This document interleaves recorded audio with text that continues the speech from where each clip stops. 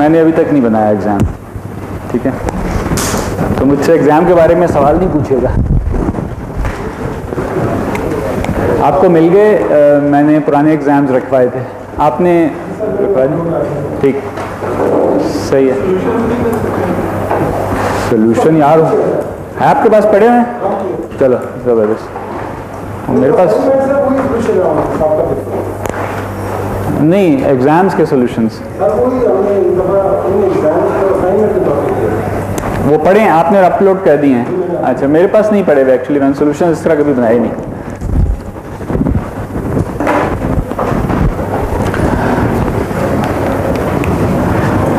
अच्छा जी,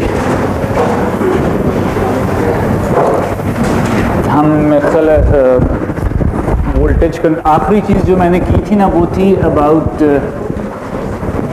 voltage control of single phase inverters.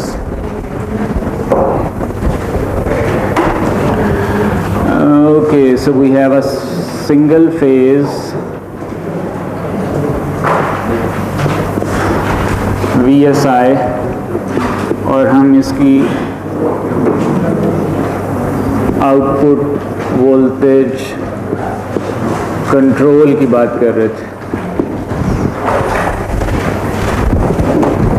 ये आखिरी चीज़ है जो हम लोग डिस्कस कर रहे थे, और मैं दोबारा से यहाँ पर VSI ड्रॉ कर देता हूँ।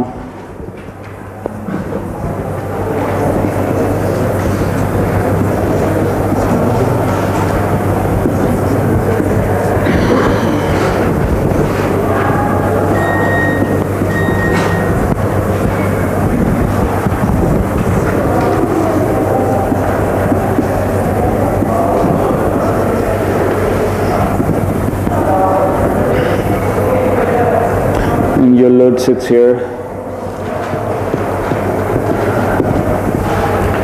Your input voltage is this V sub S, with this being your reference. जी, ठीक है। Voltage across the load is this V sub O, S1, S2, S3, S4, 4 transistor हैं।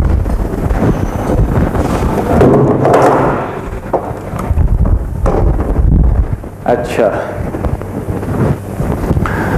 इसकी जो हमने आखिरी चीज़ की थी वो ये की थी, मैंने ये कहा था कि if you start calling this phase leg A and you call this phase leg B,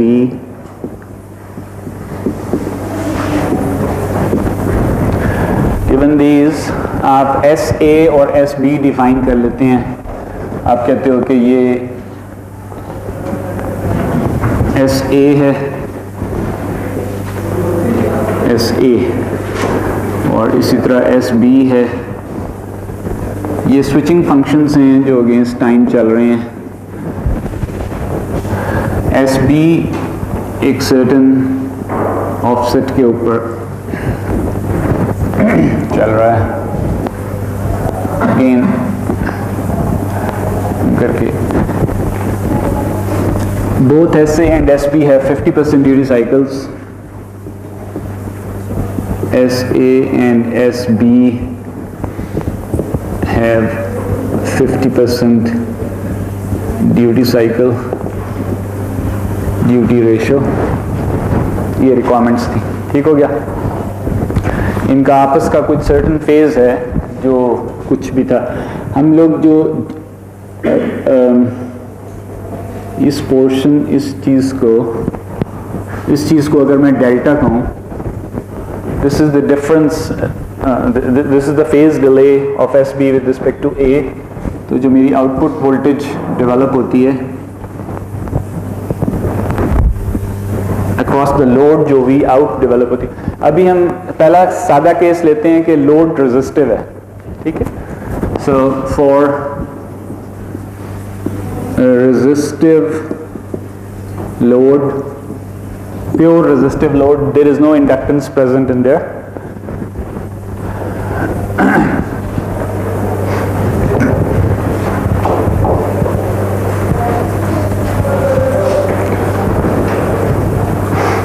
जिस वक्त SA हाई होगा, इसका मतलब है कि S1 ऑन है, जब और SB लो है तो इसका मतलब है S4 ऑन है. So V out is plus Vs in this time.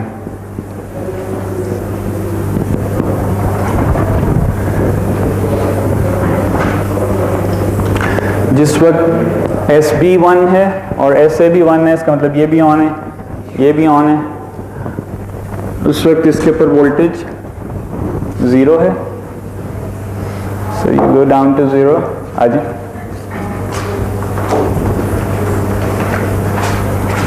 इस रीजन में SB1 है, ये ऑन है, और ये ऑन है S2 बिकॉज ये SA लो है.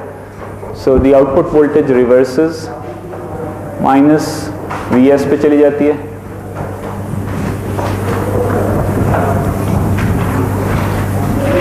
और इस पॉइंट तक जी आइए माइनस Vs पे रहती है, और फिर अप टू दिस पॉइंट 0 रहती है.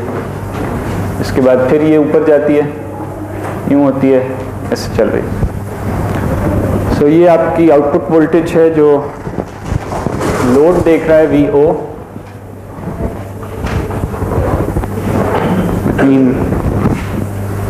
इस जी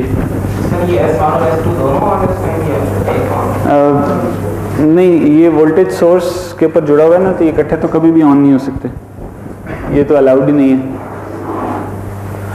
जब हमने ये कहा था कि SA का मतलब है ये बराबर है S1 से 1 के, और ये बराबर है S3 के, मगर साथ ही ये कंडीशन भी है कि S2 जो है वो हमेशा उलट होता है. तो S2 का जो बार है वो बराबर होता है S1 के, या S4 का जो बार है वो बराबर होता है S3 के. ऑफ कोर्स ये वो चीज, ये वो है कंडीशन जिस वक्त आपने कोई डेड टाइम नहीं डाला हुआ. डेड टाइम अगर आप डालते हैं तो बीच में एक पोर्शन, जब ये इक्वालिटी जो है वो कहीं कहीं खराब होती है, ये बीच में पोर्शन आता है जहाँ पे दोनों ट्रांजिस्टर्स इकट्ठे ऑफ होते हैं, और आप ट्रांजिस्टर्स, आप इन डायोड्स के थ्रू सिर्फ करंट गुजर रहा होता है. सो अगर ये चीज़ हो तो हमारी जो आउटपुट की शक्ल बनती है, उसकी जो पल्स बन रही है वो डेल्टा ड्यूरेशन की है, नेगेटिव पल्स भी डेल्टा ड्यूरेशन की होगी. और अगर आप इसको साइनोसॉइड, इसका आप वो देखिए, उसको क्या कहते हैं, फूरियर ट्रांसफॉर्म देखिए, तो आपको इसके यहाँ पर से गुजरती हुई एक साइन वेव नज़र आएगी जो कि इसका फंडामेंटल है. ठीक है, so this would be the fundamental.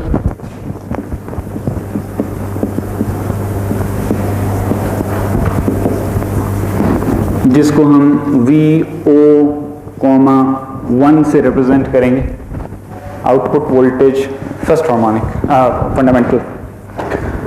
आपको इसके अंदर इसकी हायर हार्मोनिक्स नज़र आएंगी, वो हम अभी देखते हैं कि वो हार्मोनिक्स में उनकी शक्ल कैसी होगी. वो अगर फर्स्ट किया थर्ड हार्मोनिक प्रेजेंट है तो आप इसके 3 हिस्से करें जी. ये लीडिंग नहीं है, किस चीज़ के रेस्पेक्ट से लीडिंग है?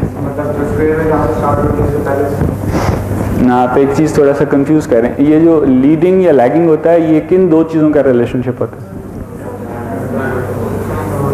तो ये यहाँ पे एप्लीकेबल नहीं है ना. अच्छा, यहाँ अगर आपका थर्ड हार्मोनिक होगा तो वो कुछ इस तरह की शक्ल बनाएगा. इसके भी आप 3 टुकड़े कर दें, right. So you will get a third harmonic going there like this. So and you will call this VO,3G. ठीक है. इसी तरह इसका फिफ्थ हार्मोनिक, सेवंथ, हमें ये पता है कि इसके अंदर ऑड हार्मोनिक्स प्रेजेंट है. एंड वी नो कि जो इस रोड डाउन लास्ट टाइम के जो इसकी वो फूरियर एक्सपेंशन बनती है. फूरियर एक्सपेंशन निकालने के लिए ज़ाहिर है कि it's a tedious, long tedious process. अगर आप फूरियर सीरीज़ के कोएफिशिएंट्स के लिए हल करते हैं ठीक है, वो आपको इंटीग्रेशन करनी होती है साइनसॉइड्स की, और उसके बाद जो जवाब निकलता है वो निकलता है आपका ये वाला. We wrote this down as well कि VO is equal to summation n is equal to 1, 3, 5 to infinity. Odd के ऊपर समेशन होती है. Four V S over N pi into sine of N delta over 2 into sine of omega S N omega S T.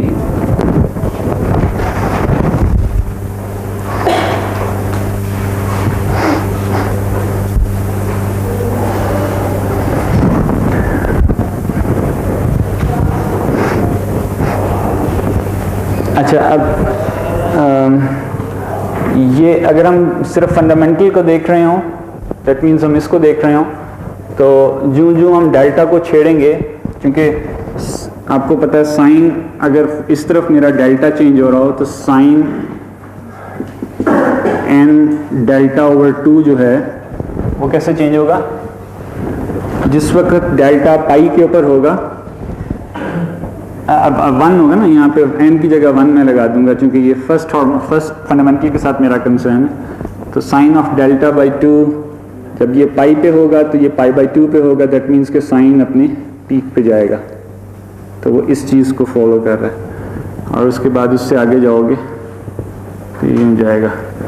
तो this is the only valid region for delta, which means के 0 से 180 degrees के दरमियान delta change हो सकता है, 0 से पाई के या 0 से 180 डिग्रीज के दरमियान. अगर आप इसको 0 पर लेकर जाते हो तो इसका मतलब है कि ये बिल्कुल ख़त्म हो जाती है पल्स, बिल्कुल कुछ भी नहीं आ रहा. 180 पर लेकर जाते हो तो ये एक स्क्वायर वेव बन जाती है. ठीक है, जब डेल्टा पूरा खुल के यहाँ तक चला जाता है, ये पाई पॉइंट है, ये 2 पाई पॉइंट है.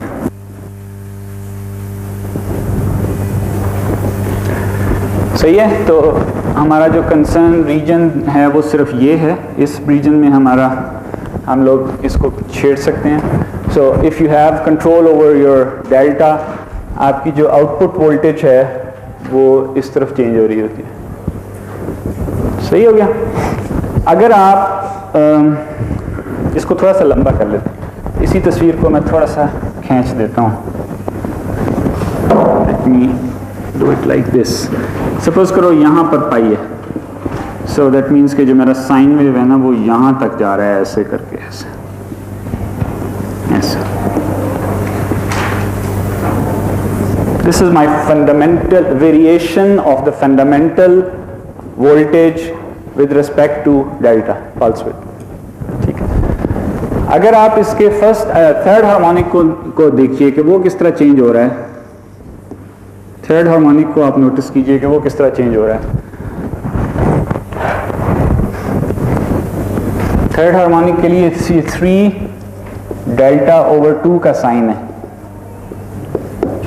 ठीक है, साइन 3 डेल्टा ओवर 2. जब इसका मतलब ये होगा कि जिस वक्त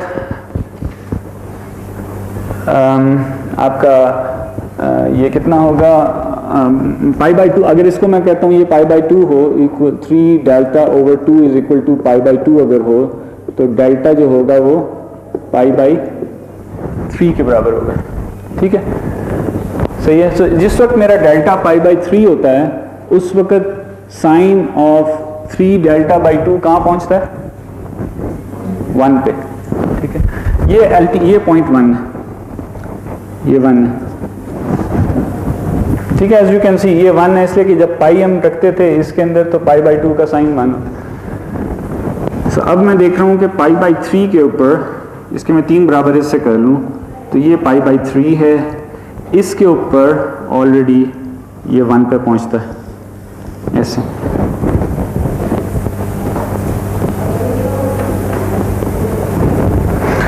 उसके बाद ये नीचे को आता है, ये एक साइन वेव बनती है।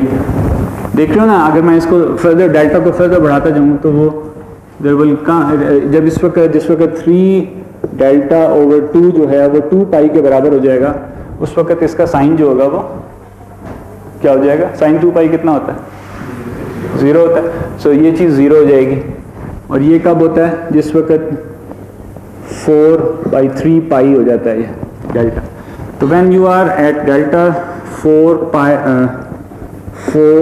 पाई by 3, उस वक्त ये एम्पलीट्यूड इसका 0 पहुंच जाता है। तुम सीधा होकर बैठो जरा, क्या मसला है? I don't think you are even listening to मी।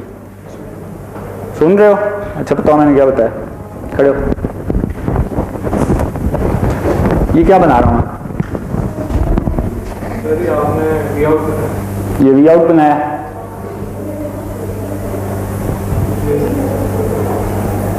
ये बाहर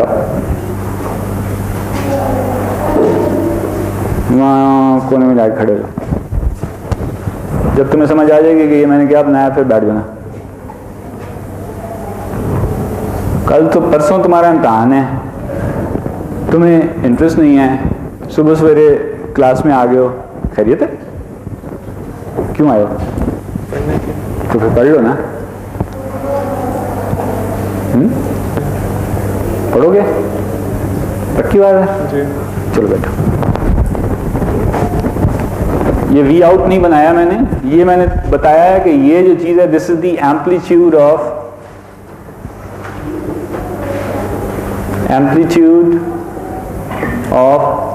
थर्ड हार्मोनिक। जब तुम n को 3 रखते हो तो उस वक्त उसकी एम्पलीट्यूड वेरिएशन किस तरह होती है? This is what I am trying to tell you guys.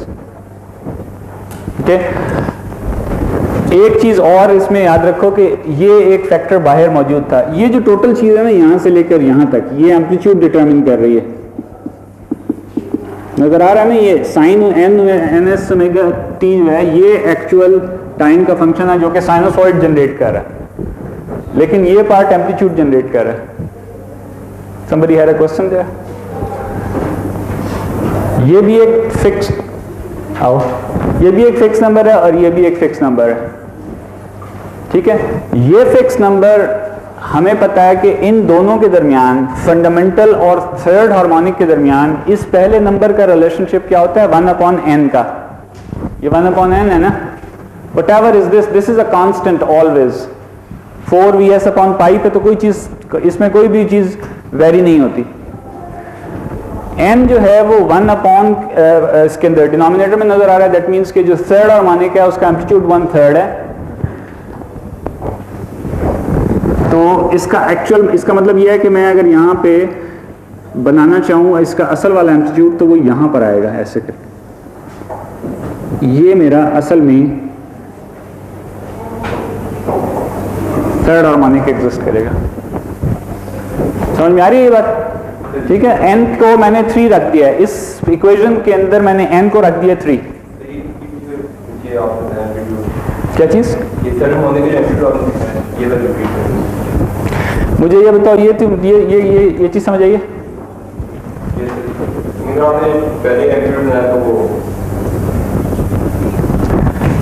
वो जो इक्वेशन है ना VO की, उसमें हम बना लेते हैं VO,1 की पहले इक्वेशन लिखते हैं, ठीक है? VO,1 की इक्वेशन लिखवाओ मुझे उसमें से। It's a summation, infinite summation, ठीक है? इसमें से VO,1 लिखवाओ मुझे। 4vs/pi into sine of delta by 2 into sine of omega S T. ये इक्वेशन है VO,1 की। VO,3 की equation लिखवाओ। 4vs over 3 pi sine of 3 delta by 2 into sine of 3 omega s t। जो ब्लैक में plot किया है वो इसके मैग्नीट्यूड को प्लॉट किया है, और जो ब्लू में प्लॉट किया है वो इसके मैग्नीट्यूड को प्लॉट किया। मैं साइनोसॉइड नहीं प्लॉट कर रहा, मैं उसका एम्पलीट्यूड प्लॉट कर रहा हूं। किस चीज के अगेंस्ट? डेल्टा के against. Delta is my variable. As delta is changing, I am plotting the amplitude of the output sine wave. ठीक है, जो भी उसका हार्मोनिक हमारे जो भी हम देख रहे हैं. सो फंडामेंटल का एम्पलीट्यूड वेरिएशन अगेंस्ट डेल्टा ये वाली हैं, और जो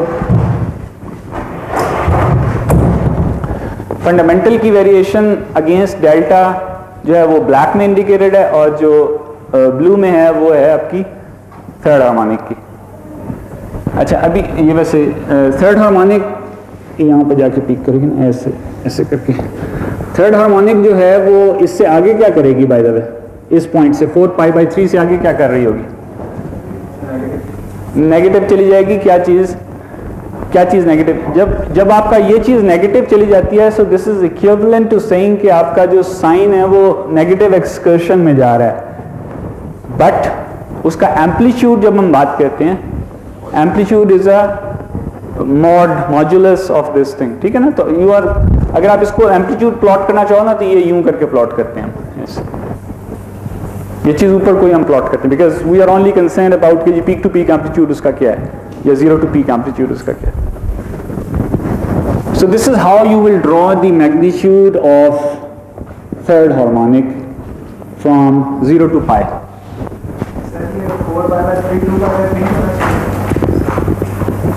अच्छा, ये दोबारा देख लेते हैं. ये मैंने किया था ना, साइन ऑफ 3 डेल्टा ओवर 2 की वैल्यू निकालनी है, जबकि ये पाई के बराबर हो,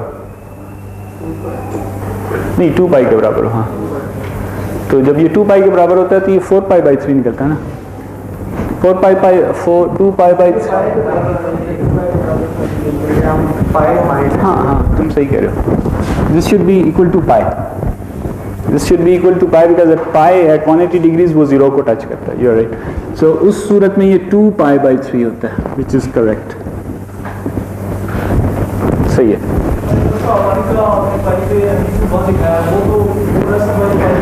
You are 100% correct. बात ये है कि ये चीज़ जो है ना, ये हम इसको नॉर्मलाइज्ड एम्पलीट्यूड है ये बेसिकली. अगर आप वैसे देखें तो you are correct. This is 4Vs/π. This is 4Vs/π. This is 4Vs/3π.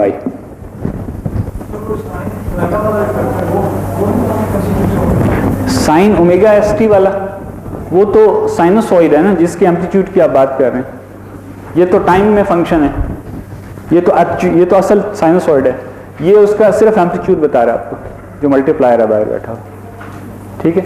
अगर आप फिफ्थ को देखें तो उसमें आप इसी तरह अब आप होपफुली इंट्यूटिवली भी मुझे बता सकते होंगे कि फिफ्थ क्या कर रहा होगा. Fifth as you can see ये half cycle of sine wave था, तो इसमें 3 half cycles of sine waves आए, तो 5 half cycles of sine wave fifth के लिए आपको नजर आएंगे विद रिड्यूस्ड एम्पलीट्यूड. ठीक है.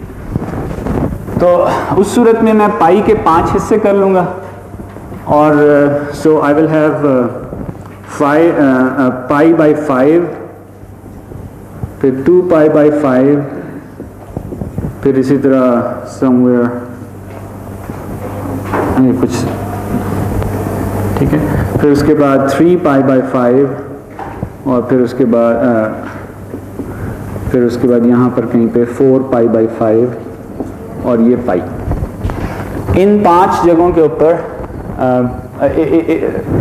इन 5 जगहों की मदद से मैं ये बना सकता हूँ. So my first sine wave should come from here and terminate here, then it goes to this point, and then it goes like this. और इसका जो पीक है वो कहाँ तक जाएगा? 4Vs/5 पाई तक. गुड.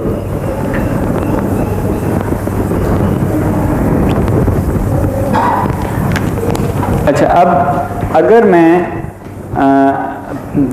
अपनी जो पल्स विड्थ है उसको मैं 2π/3 रख दूं, 2π/3 रख दूं. ठीक है. ये ऐसे ही मैं एक फूड फॉर थॉट दे रहा हूं. अगर मैं अपनी पल्स विड्थ 2π/3 रख दूं तो उसका रिजल्ट आउटपुट की हार्मोनिक प्रोफाइल पे क्या पड़ेगा?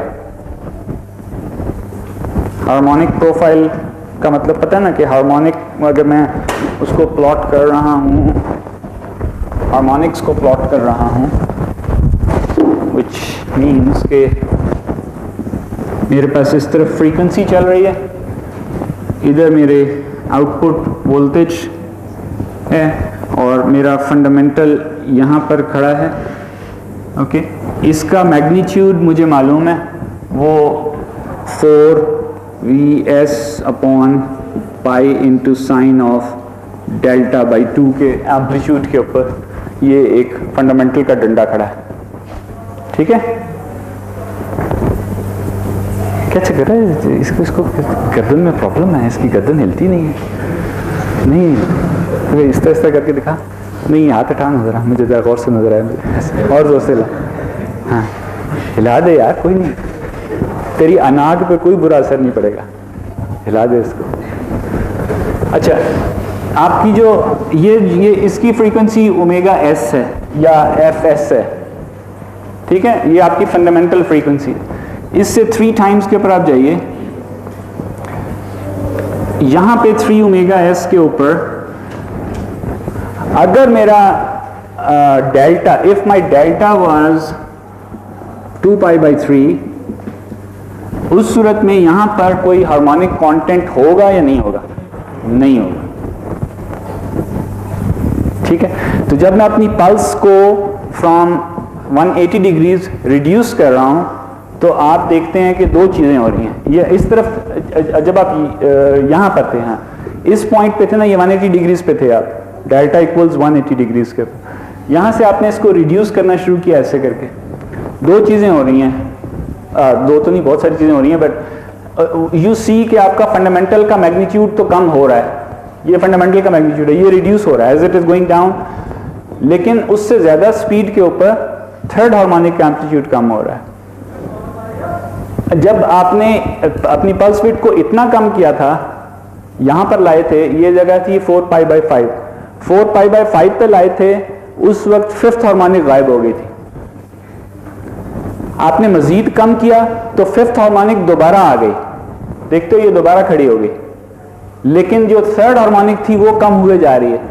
और 3rd हार्मोनिक इस, जब आपका डेल्टा इतना होता है उस वक्त 3rd हार्मोनिक बिल्कुल गायब हो चुकी होती है। जब आप इससे फर्दर रिड्यूस करोगे तो 3rd हार्मोनिक दोबारा अपीयर हो जाती है। ओके, सो अगर मुझे मेरा गोल ये 5 ओमेगा एस है, आपको मैंने बताया था कि कुछ हार्मोनिक्स को हम सिग्निफिकेंट हार्मोनिक्स कहते हैं, और इसलिए कि वो हमें तंग करती हैं, वो इंपॉर्टेंट, वो बड़ी होती हैं, इतनी बड़ी होती हैं कि वो हमें हमारे लिए सिग्निफिकेंट हो जाती हैं। Normally when you are designing a system, if you are designing a filter for at the output of this inverter, आप यहाँ पे एक फिल्टर लगाना चाहते हो, LC फिल्टर लगा देते हो ताकि आप इस चीज को खत्म कर दो, आप सारी हार्मोनिक्स खत्म कर दो, आप इसमें से एक साइनसॉइड निकाल लो। उस साइनसॉइड को निकालने के लिए आपके लिए जो आपको हार्मोनिक सबसे ज्यादा तंग करता है वो ये होता है, जो क्लोजेस्ट टू द फंडामेंटल होता है, पास बैंड के जो क्लोजेस्ट होता है, ये आपको सबसे ज्यादा तंग करता है। अगर आप इसको एलिमिनेट कर सको तो आपका फिल्टर डिजाइन आसान हो जाता है, because now you have more space to design your filter. ठीक है, मगर ये जो प्रोसेस है इसमें आप 2 चीजें साइमल्टेनियसली छेड़ रहे हैं, एक वोल्टेज को छेड़ रहे हैं बाय चेंजिंग योर डेल्टा, और दूसरी चीज हार्मोनिक प्रोफाइल को छेड़ रहे हैं। ठीक है, तो अब हमारा जो डिजाइनर होता है उसकी ये चॉइस होती है कि मैं कौन सी चीज के ऊपर कॉम्प्रोमाइज करूं। अगर मेरा अल्टीमेट गोल जो है वो वोल्टेज कंट्रोल है तो फिर I have to compromise on the harmonic profile, फिर मैं उसको नहीं ऑप्टिमाइज कर सकता, फिर मुझे उसके बारे में ख्याल छोड़ देना चाहिए। लेकिन there are certain condition, certain cases where you are more concern about कि मैंने ये हार्मोनिक्स को गायब कराना है, वहां पे आपका आप उसको छोड़ देते हो, क्या कहते हैं, हाँ आप इसको छोड़ देते हो वोल्टेज कंट्रोल को। फिर आपके पास वोल्टेज कंट्रोल का जो मैकेनिज्म रह जाता है वो सिर्फ Vs के थ्रू रह जाता है, जैसे पहले था। स्क्वायर वेव के केस में आप सिर्फ Vs को कंट्रोल करके तो आउटपुट वोल्टेज को कंट्रोल कर सकते थे। ठीक है, any confusion so far, any questions, things?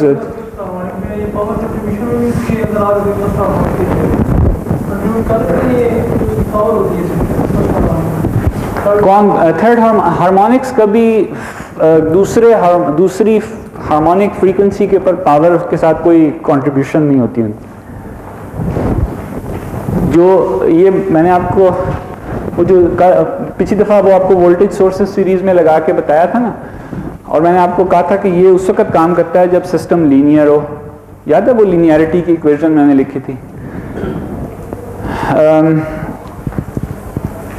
देखिए, अगर एक सिस्टम है, उसकी इनपुट आप एक डालते हैं और एक आउटपुट निकाल लेते हैं, एक दूसरी इनपुट इंडिपेंडेंट अलग टाइम के ऊपर अलग बिल्कुल एक और इनपुट डालते हैं और आउटपुट निकाल लेते हैं।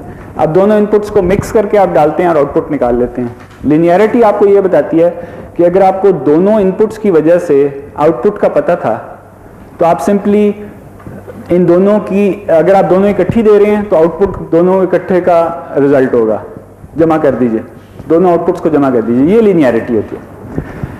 अगर अगर दोनों इनपुट के इकट्ठे डालने से उनका आपस में कोई इंटरैक्शन हो, ये उसी वक्त हो सकता है ना, ये लिनियरिटी उसी वक्त हो सकती है जब दोनों इनपुट्स इंडिपेंडेंट ऑपरेट करती हैं। ठीक है, अगर वो इंडिपेंडेंट ना हो बल्कि एक का दूसरे के ऊपर इफेक्ट हो जाए, तो फिर ये सब कहानी खत्म हो जाती है। कॉन्वोल्यूशन पड़ी हुई है। कॉन्वोल्यूशन जो है वो इसी बेसिक प्रिंसिपल पे बेस करती है ना, आप लोगों को शायद पढ़ाया गया। ये जो u1 प्लस bu2, जब ये इनपुट दी जाती है तो आउटपुट जो है वो y1 प्लस by2 निकलती है। ये जो बेसिक प्रिंसिपल है आपकी लीनियर सिस्टम्स का, इसके ऊपर कॉन्वोल्यूशन बिल्ड हुई है। And convolution only works for linear time invariant systems. ठीक है, ये सिर्फ मैथ्स नहीं है, ये बड़ी रियल फिजिक्स है, रियल सिस्टम्स के साथ इसका ताल्लुक है। अगर तुम्हारे दो इनपुट्स इंडिपेंडेंटली सिस्टम को हिला रहे हैं तो वो आउटपुट के ऊपर इंडिपेंडेंट ही रहेंगे। ऑर्थोगोनैलिटी भी यही होती है। If you have two orthogonal inputs coming in, the outputs will not be affected by the other. जब हम फूरियर एनालिसिस करते हैं, फूरियर एनालिसिस की जो बेसिस हैं, जो रूट्स हैं, वो ऑर्थोगोनैलिटी में है। अगर तुम अपने सिग्नल को इस तरह तोड़ सको कि वो एक दूसरे से इंडिपेंडेंट बना सकें साइनोसॉइड्स, एक साइनोसॉइड का दूसरे के ऊपर कोई इंपैक्ट नहीं होता ऑन द एवरेज टर्म्स। जब आप ऑर्थोगोनैलिटी की डेफिनेशन होती है कि दो फंक्शंस को पकड़ के उसको एक साइकिल के ऊपर इंटीग्रेट कर दो, आउटपुट रिजल्ट हमेशा 0 आएगा। ठीक है, अगर ये ट्रू है, जो कि आपके फूरियर सीरीज के अंदर ट्रू है, आपकी फूरियर ट्रांसफॉर्म में ट्रू है, और बहुत सारी ट्रांसफॉर्म्स बनी हैं जिसके लिए ये ट्रू है, इसको हम कर्नल कहते हैं, ऑर्थोगोनल कर्नल कहते हैं। अगर ये ट्रू है तो उस सूरत में आपकी जो आउटपुट होती है वो डिटर्मिनेबल होती है। अदरवाइज अगर दो साइनोसॉइड्स मैं डालता हूं और वो दोनों साइनोसॉइड्स, अगर मैंने पहले एक साइनोसॉइड डाला था उसकी वजह से एक आउटपुट निकली थी, फिर मैंने दूसरा साइनोसॉइड डाला उसकी वजह से दूसरी आउटपुट निकली थी। अगर मैं दोनों इकट्ठे साइनोसॉइड डालता हूं और ये दोनों आपस में झगड़ के आउटपुट को दोनों के इंडिपेंडेंट से अलग कर देते हैं, कोई और चीज कर देते हैं, तो मेरा सिस्टम लीनियर नहीं रहता। ओके, ये जो इतना जोर डाला जाता है फूरियर एनालिसिस के ऊपर, उसका मकसद ही ये होता है कि जब आप उसको तोड़ लेते हैं into an infinite sum of these guys, तो ये एक दूसरे के ऊपर कोई इफेक्ट नहीं करता। जब तुम पावर कंप्यूट करते हो तो एक की वजह से अलग निकलती है, दूसरे की वजह से अलग निकलती है, तीसरे की वजह से अलग निकलती है। ये लास्ट टाइम भी मैंने आपको बताया था। हर सोर्स की इंडिपेंडेंट पावर होती है, उनको एंड पे जमा कर लो, वो एवरेज पावर निकल आती है। ठीक है, अच्छा जी, ये जो प्रोसेस है ना, ये जो अभी मैंने आपको बताया कि जी अगर मैं डेल्टा को 2π/3 कर दूं तो उससे मैं एक सर्टेन चीज अचीव कर पाता हूं। ये है, इसको कह सकते हैं कि जी आप सिलेक्टिव हार्मोनिक एलिमिनेशन कर रहे हैं, एक सर्टेन हार्मोनिक को आप गायब कर रहे हैं। ठीक है, आप अपनी डिजायर की कोई हार्मोनिक पकड़ते हैं, उसको कहते हैं ये मैंने ना गायब करा देनी है। जब आप वो कर रहे होते हो तो वोल्टेज कंट्रोल लूज कर जाते हो, ये याद रखना।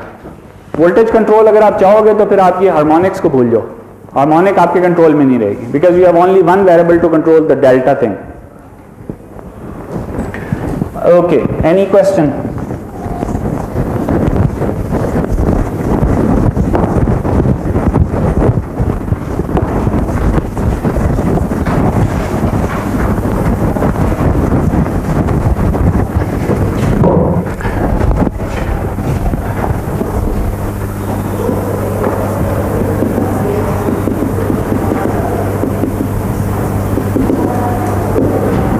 हार्मोनिक एलिमिनेशन, बल्कि इसको कह लीजिए सिलेक्टिव हार्मोनिक एलिमिनेशन, ये इस प्रिंसिपल पे बेस करती है। इसका बल्कि आगे भी लिख लें, बाय नॉचिंग। नॉचिंग क्या होती है कि आपके पास अगर आपके पास ये एक वेव फॉर्म, ये इन्वर्टर की रेगुलर आउटपुट थी, आप इसको इसके बीच में कहीं पे किसी जगह पर एक नॉच क्रिएट कर देते हैं। नॉच इस चीज को कहा जाता है।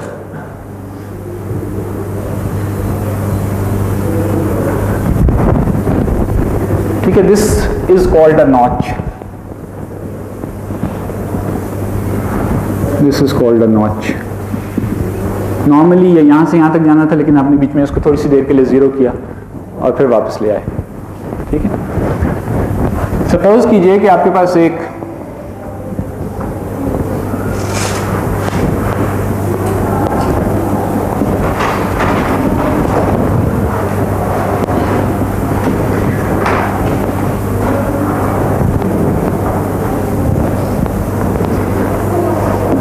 ये दो पल्सेस हैं, positive going negative going pulses हैं।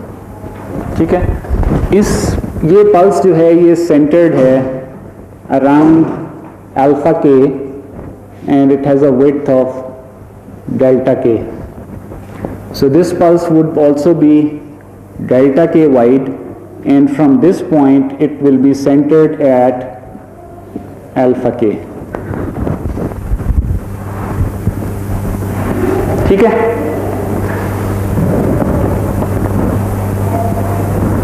सही है, तस्वीर समझ आ रही है ना? ये जो चीज है ये पाई बाई 2 के ऊपर सेंटर्ड नहीं है, बल्कि किसी और एंगल अल्फा के ऊपर सेंटर्ड हिला दिया सेंटर से हमने, बाकी वैसी है जैसे पहले हमने बनाई थी। इसकी अगर आप फूरियर ट्रांसफॉर्म लिखें, अगर ये मेरी वोल्टेज है अलग से, तो मेरी voltage can be represented as summation n is equal to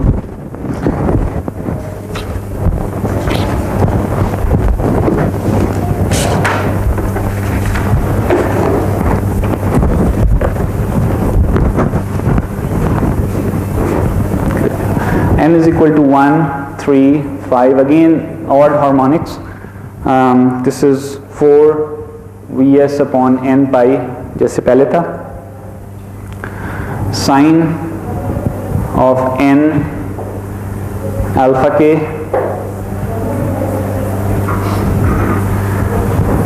into sin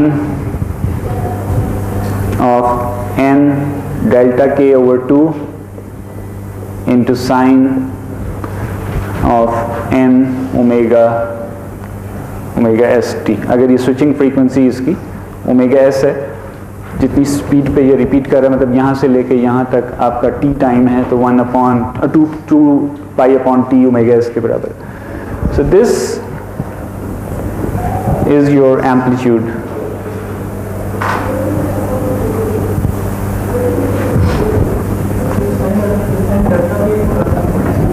ये इसकी पोजीशन के साथ आ रहा है। ठीक है, इसकी जब पोजीशन चेंज करते हो तो उसकी वजह से ये एक वैल्यू इंट्रोड्यूस हो रही है। ठीक है, जब अगर तुम ये चीज बनाना चाहते थे तो तुम्हारे पास एक वोल्टेज थी जो लेट्स सपोज कि यहाँ 2 पाई है, सॉरी पाई बाई 2 है, इसके अराउंड सेंटर्ड एक वोल्टेज थी जो कि जिसकी शक्ल ये थी, और इसी तरह यहाँ पर ये एक वोल्टेज थी ओरिजिनल हमारे पास, ठीक है, जो कि उसके अराउंड सेंटर्ड थी।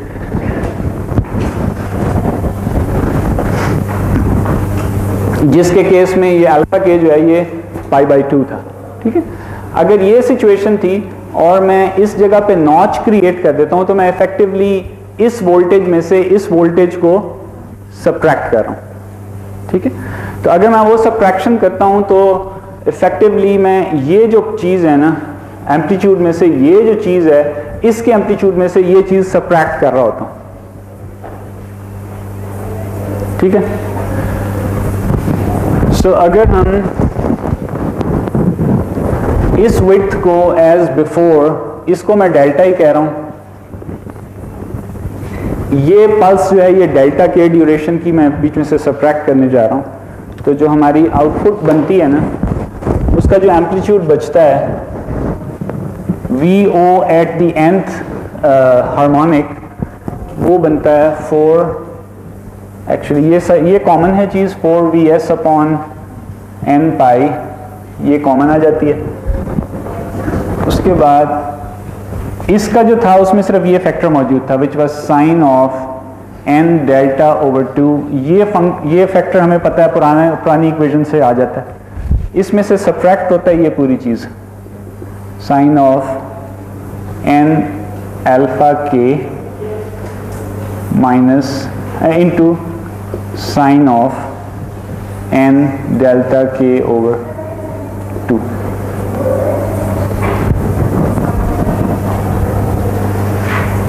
ठीक है, हमने वो दो इक्वेशन, इसकी जब आप इक्वेशन लिखते हो तो वो उसमें ये चीज़ नहीं होती, ये होती है और ये होती है, और उसका एम्पलीट्यूड जो है वो जब तुम सब्ट्रैक्शन करते हो इसमें से वो वाला निकाल रहे हो तो you will be left with this part. Of course VON का मतलब है this is the amplitude of the nth harmonic. अगर मैं उसको समेशन में लिखना चाहूंगा तो this times sign of n omega st आ जाएगा, उसके बाद समेशन साइन आ जाएगा।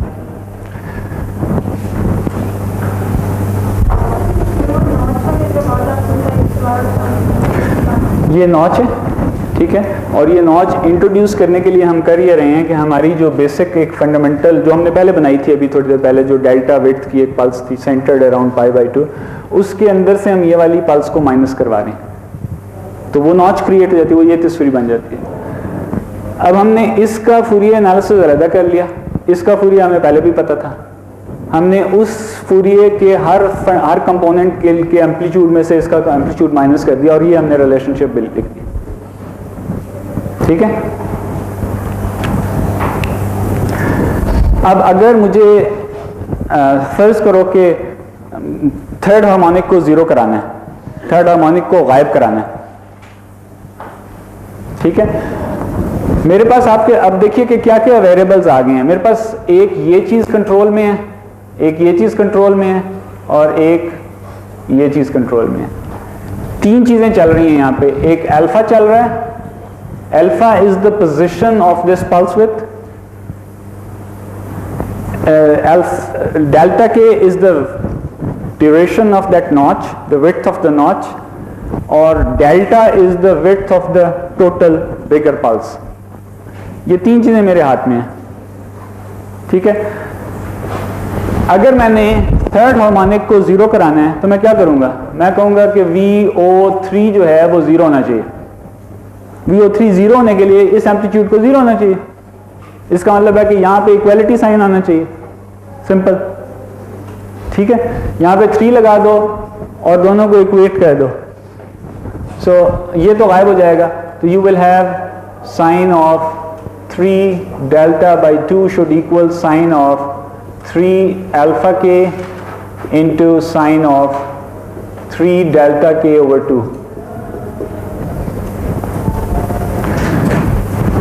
अगर ये कंडीशन ट्रू हो, अगर ये वाली कंडीशन ट्रू हो तो क्या होगा, मेरे थर्ड हार्मोनिक गुम हो जाएगी, there will be no third harmonic in the output, ठीक है। अगर मैंने फिफ्थ हार्मोनिक को गायब कराना था तो मैं यहां पे 5 लिख दूंगा, ठीक है। अब मेरे पास ना स्टिल मेरे पास 1, 2 और 3 चीजें हैं जिनको मैं आगे पीछे कर सकता हूं, तो मैं साइमल्टेनियस वोल्टेज कंट्रोल और साइमल्टेनियस एलिमिनेशन अचीव कर सकता हूं। ठीक है, क्लियर है? ये बात समझ आई है या नहीं? ठीक हो गया। अच्छा, अब अगली चीज जो मैं एक और कर सकता हूं वो ये है, मैं एक और पल्स इसमें से नॉच करा देता हूं, यहां पे एक और पल्स डाल के ना मैं नॉच करा देता हूं। अगर मैं एक और पल्स डालूंगा तो इस किस्म की एक और इक्वेशन आएगी, वो एक दफा फिर इसमें से माइनस होगी। सो जो यहां पे अभी 2 चीजें नजर आ रही हैं, इसकी जगह 3 चीजें हो जाएंगी, तीसरी इसी जैसी चीज आ जाएगी। अब मैं ये कहता हूं कि मेरे पास 5 इंडिपेंडेंट वेरिएबल्स आ गए हैं। अगर मैं इसको अल्फा के कह रहा था तो मैं उसको अल्फा एल कह लेता हूं, डेल्टा एल कह लेता हूं दूसरी पल्स को, और ये डेल्टा ही रहेगा। तो I will have delta alpha के, डेल्टा के, अल्फा एल, डेल्टा एल, ये 5 इंडिपेंडेंट वेरिएबल्स जो कि मैं अपने कंट्रोल से इंप्लीमेंट कर सकता हूं। इनके थ्रू मैं कोई 2 हार्मोनिक्स ड्राइव करा सकता हूं साइमल्टेनियसली। ठीक है, मैं उस सूरत में ये लिख सकता हूं कि VO3 भी 0 कर दो और VO5 भी 0 कर दो, दोनों को 0 कर दो। अब मेरे पास 2 ट्रांसेंडेंटल इक्वेशंस हैं जिसके अंदर साइनोसॉइड्स पड़े हैं, इनको मुझे साइमल्टेनियसली हल करना होगा। जब मैं अगर मैं वो हल कर पाता हूं तो आई हैव अ सोल्यूशन। मैं इन जगहों की वैल्यूज निकाल लेता हूं कि ये इतने डिस्टेंस के ऊपर इतनी चौड़ी एक नॉच क्रिएट कर दूंगा तो मेरी आउटपुट गायब हो जाएगी। आउटपुट नहीं, आउटपुट में से वो हार्मोनिक गायब हो जाएगी। ठीक है, इस प्रोसेस को इस प्रोसेस को ये कहा जाता है selective harmonic elimination by notching. और ये कोई 80s के अंदर, 85, 86 के अंदर किसी बंदे ने पहली दफा ये पेपर लिखा था कि हाँ इस तरह हम कर सकते हैं। जब और ये जो चीज़ है ना बच्चों, ये जो शक्ल है ये तुम देख रहे हो, ये इवॉल्व कर रही है into what is called PWM, sinusoidal PWM। We will talk about that sinusoidal PWM later. लेकिन होता ये था कि पहले जब 80s के अंदर या इवन 90s, अर्ली 90s में भी जो इन्वर्टर्स बनते थे उनकी जो स्विचिंग स्पीड्स होती थी वो कम होती थी। मॉसफेट्स वगैरह बाद में इतने अच्छे बने, IGBTs लेटर आए। तो पहले BJTs होते थे या थायरिस्टर्स होते थे, वो किलो हर्ट्ज के अंदर lower 1 kilo hertz, 2 kilo hertz, 3 kilo hertz पे चल रहे होते थे। तो जब आपको उन फ्रीक्वेंसीज के ऊपर, और या इवन जो बहुत बड़े कन्वर्टर्स होते हैं उसमें ये हंड्रेड्स ऑफ हर्ट्ज में चल रहे होते हैं, तो वहाँ पे आपको 50 हर्ट्ज जनरेट करनी है। 50 हर्ट्ज में से थर्ड हार्मोनिक को एलिमिनेट करना है, फिफ्थ हार्मोनिक को एलिमिनेट करना है। तो आप सिंपल 2 नॉचिंग करते हैं। इसकी जो स्विचिंग फ्रीक्वेंसी है, इसमें स्विचिंग फ्रीक्वेंसी बढ़ गई है ना, क्योंकि हर दफा जब यूं करना है आपने तो ट्रांजिस्टर के थ्रू ही करना है ना, ऑन ऑफ करा रहे हो, ऑन ऑफ करा रहे हो। तो जब स्विचिंग फ्रीक्वेंसी बढ़ती है तो आपके स्विचिंग लॉसेस बढ़ते हैं। लेकिन अगर आप उन स्विचेस, उन जिस इंस्टेंट के ऊपर आप ऑन ऑफ करा रहे हो उसको आप बड़ा ऑप्टिमली प्लेस कर सको तो उससे आपकी परफॉर्मेंस अच्छी हो जाती है।